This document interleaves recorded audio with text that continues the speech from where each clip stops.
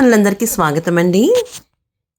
మకర సంక్రాంతి శుభాకాంక్షలు అండి అందరికీ. మరి ఇప్పుడు నేను ఒక కథ చెప్తున్నానండి. కథ పేరు 3 ప్రశ్నలు. దీనిని రచించిన వారు లక్ష్మీ గాయత్రి గారండి.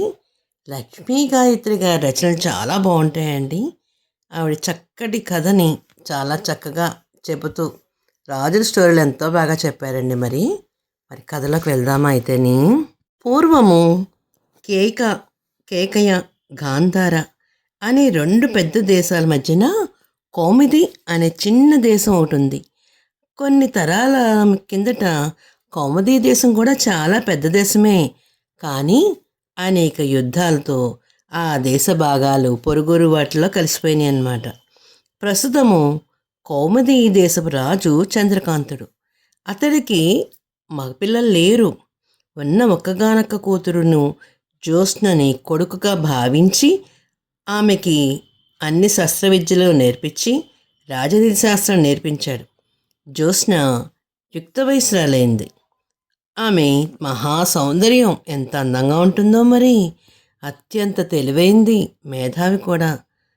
కుమార్తెను చూసి గర్వంతో పొంగిపోతూ తగిన వరుణ్ణి చూసి పెళ్లి చేసి అల్లుడికి రాజ్యాన్ని అప్పగించాలని నిశ్చయించుకున్నా అన్నాడు చంద్రకాంతుడు. ఆమె వివాహం గురించి ఆలోచనతో విసిగిపోయి చివరికి ఆమెతో ఒకనాడు ఇలా అన్నాడు. అమ్మా, అత్యంత సులభమని అనుకున్న నీ వివాహం చివరికి ఒక పెద్ద రాజకీయ సమస్యగా తయారైంది. మనకి ఇరు చుట్టుపక్కల ఉన్న 2 బలమైన దేశాల గురించి నీకు బాగా తెలుసు కదా. వాళ్లలో కేకయ రాజకుమారుడైన సింహవర్మను నీ సౌందర్యము అతన్ని ఆకర్షించిందంట. యుద్ధంలో నన్ను ఓడించైనా సరే నిన్ను భారీగా పొందాలని అనుకుంటున్నాడు అని మన గూఢచారులు చెప్తున్నారు. ఇక గాంధార రాజకుమారుడైన కృష్ణవర్మ ఆంతర్యం ఏమిటో తెలియకపోయినా అర్హత ఉన్న కారణంగా అతను పోటీకి వస్తాడు. ఈ ఇద్దరిలో ఏ ఒక్కరిని నువ్వు వరించినా రెండో వారితో యుద్ధము తప్పదు అని నా భయంగా ఉంది. చంద్రకాంతుడు అప్పటి వరకు చెప్పి మౌనంగా జోసి మొహం కేసి చూశాడు. తండ్రి ఇంకా ఏమీ చెప్పదలుస్తున్నాడో సంశయిస్తున్నట్టు గ్రహించిన జ్యోత్స్న చిరునవ్వుతో, ఆగారేం నాన్నగారు, చెప్పవలసింది ఏమిటో చెప్పండి అంది. అందుకు చంద్రకాంతుడు, చెప్పబోయేది గృహ విషయం. మీ అమ్మ మొండిగా నిన్ను తన తమ్ముడికి ఇచ్చి పెళ్లి చేయమంటుంది. పుత్ర సంతతి లేక కారణంగా ఆ సింహాసనాన్ని అతడు ఎవరో అధిష్ఠిస్తారని వాళ్ళకే ఎవరికో ఇవ్వడం ఎందుకు? నా తమ్ముడు మాణిక్యవర్మ ఉన్నాడు కదా, అతడే అల్లుడైపోతే కౌముది దేశాన్ని రాజు కావాలని ఆమె కోరిక. ఇక ఈ సమస్య ఎలా పరిష్కరించాలో నాకు తెలియట్లేదు. మీతో చెబుతున్నాను. మిత్రులు శత్రువులు కాకుండా రక్తం ఏరులా పారకుండా నీ వివాహం జరిపించాల్సిన బాధ్యత నీదే తల్లి అన్నాడు. అంతా విన్న జ్యోత్స్న, నాన్న, అవన్నీ నాకు తెలియనివి కావు. ఈ సమస్య ఎలా పరిష్కరించాలో కూడా ఆలోచించాను. నన్ను అనుకునేవాడు నేను పెట్టే 3 పరీక్షలకి వాడు నెగ్గాలి. అలా నెగ్గితేనే అతనితో నేను వివాహం చేసుకుంటాను. వివిధ దేశాల నుంచి రాజకుమారులకి అందరికీ వర్తమానం పంపించండి.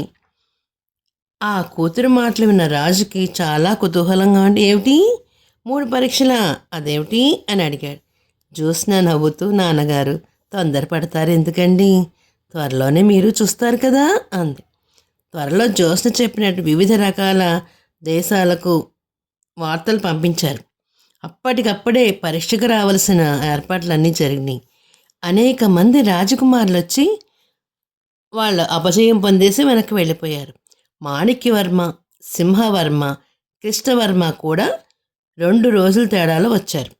ఎప్పటికప్పుడు గూఢచారుల ద్వారా వార్తలు తెలుసుకున్న జ్యోత్స్న మాణిక్యవర్మకు, సింహవర్మకు వెంటనే స్నేహం కలిసిందని, కృష్ణవర్మకు వారి మధ్య ఎటువంటి పరిచయం కూడా లేదని విని మనసులోనే నవ్వుకుంది.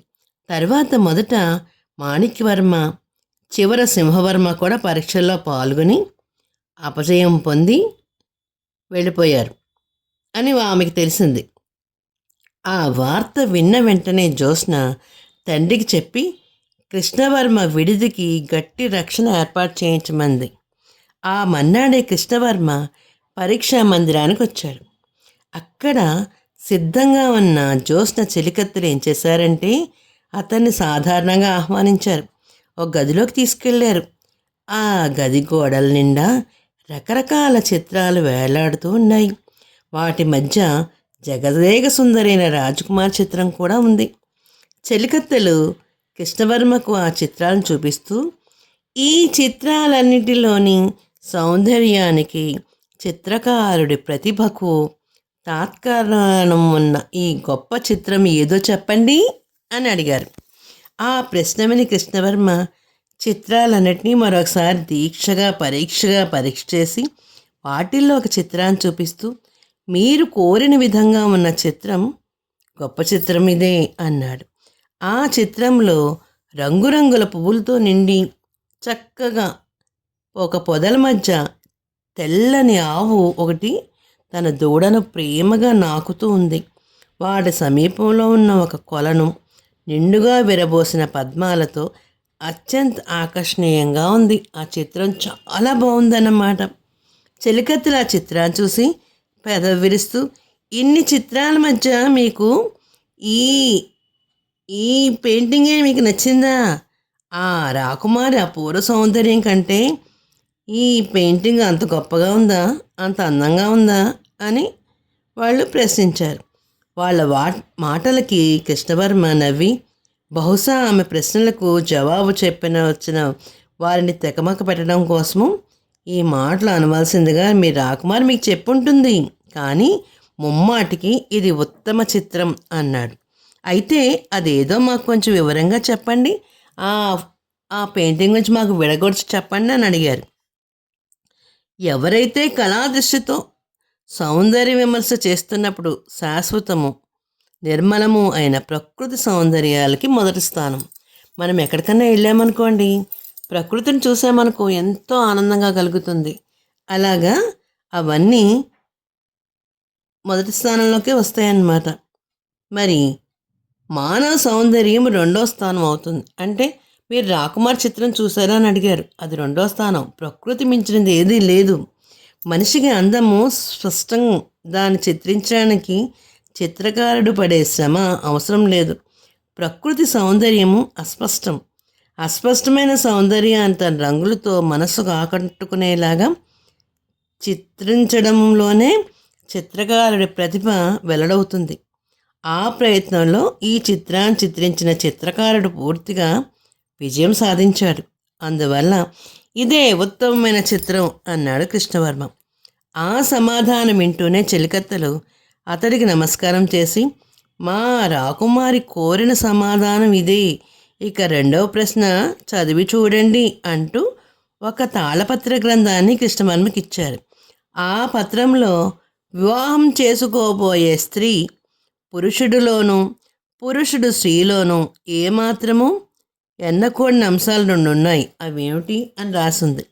కృష్ణవర్మ ప్రశ్న చదివి, పురుషుడు స్త్రీ సౌందర్యాన్ని, స్త్రీ పురుషుడి ఐశ్వర్యాన్ని చూసి వివాహం చేసుకోకూడదు. ఎందుకంటే సౌందర్యము అశాశ్వతము, అది ఎప్పటికైనా సౌందర్యం అన్నది వయసు పెరిగే కొద్దీ మనుషుల్లో మార్పులు వస్తాయి. ముసలితనం, వార్ధక్యం అన్నీ వచ్చేస్తాయి. ఐశ్వర్యం విషయంలో ఆ మాట చాలా వరకు వస్తుంది. ఎందుకంటే ఒకప్పుడు కోటాను కోట్లు సంపాదించిన రాజులు కూడా తర్వాత ఏదో రకంగా ఏదో బికార్లు అయిపోవచ్చు. ఐశ్వర్యం అనేది నిలకడగా ఉండదు అని సమాధానం చెప్పాడు. ఆ సమాధానం వినగానే చెలికత్తెల మొహంలో సంతోషం వెలిగింది. వాడు వెంటనే కృష్ణవర్మకు వంగి వినయంగా నమస్కారం చేసి, రాకుమారా, మా జ్యోత్స్నాదేవి రెండో పరీక్ష కూడా మీరు నెగ్గారు. ఆమె ఈ 2 ప్రశ్నలకి మీరు చక్కటి సమాధానాలు చెప్పారు. ఇక చివరి పరీక్ష స్వీకరించండి అంటూ లోపలికి వెళ్ళి ఒక చిన్న మంచి గంధపు పెట్టెను తీసుకుని వచ్చి అతడికి ఇస్తూ, మొదటి 2 ప్రశ్నలలో నెగ్గిన ఈ వ్యక్తికి ఈ పెట్టెను ఇవ్వమని మా రాజకుమారి మీకు చెప్పింది. ఈ పెట్టె తాలూకు ఆంతర్యం తెలుసుకోవడానికి మీకు 1 రోజు గడువిస్తున్నాము. ఈ పెట్టెను తీసుకుని మీరు మీ విడిదికి వెళ్ళవచ్చు అన్నారనమాట. కృష్ణవర్మ పెట్టె తీసుకుని తిన్నగా విడిదికి తిరిగి వచ్చి పెట్టెను కొంచెంసేపు పరీక్షగా చూశాడు. అది ఎలా ఉందంటే 4 పక్కల పెట్టె.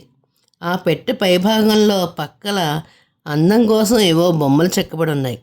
పెట్టె లోపల రకరకాల ఎండుటాకులు, పచ్చి ఆకులు, ముళ్ళు, కాస్త గడ్డి అన్నీ కలగాపులంగా ఉంది. పెట్టె మీద ఒక ఉదయ సూర్యుడి బొమ్మ అందంగా చెక్కబడి ఉంది. దాని దిగువన ఒక వృక్షం ఉంది. ఈ వృక్షానికి 2 పాములు మెలిపెట్టున్నాయి. వృక్షం చుట్టూ ఏవేవో లతలు చెక్కబడి ఉన్నాయి. కృష్ణవర్మ వాటి ఆంతర్యము బోధపడిన వాళ్ళ తల ఊపుకుని, ఈ బొటడు ద్వారా పెట్టె తాలూకు ఆంతర్యం తెలియచేయడానికి నాకు 4-5 రోజులు పడుతుంది అని కబురు పెట్టాడు. ఆ రోజే చీకటి పడిన తర్వాత అతను మారువేషంలో గుర్రం మీద కౌముదీ దేశానికి తూర్పు దిక్కుగా బయలుదేరాడు. ఈ కథ ఇంకా ఉందండి. అయితే మరి తెలుగువారి దీపకాంతికి లైక్ చేసి, షేర్ చేసి, సబ్స్క్రైబ్ చేసి కామెంట్ రూపంలో పెట్టండి మరి.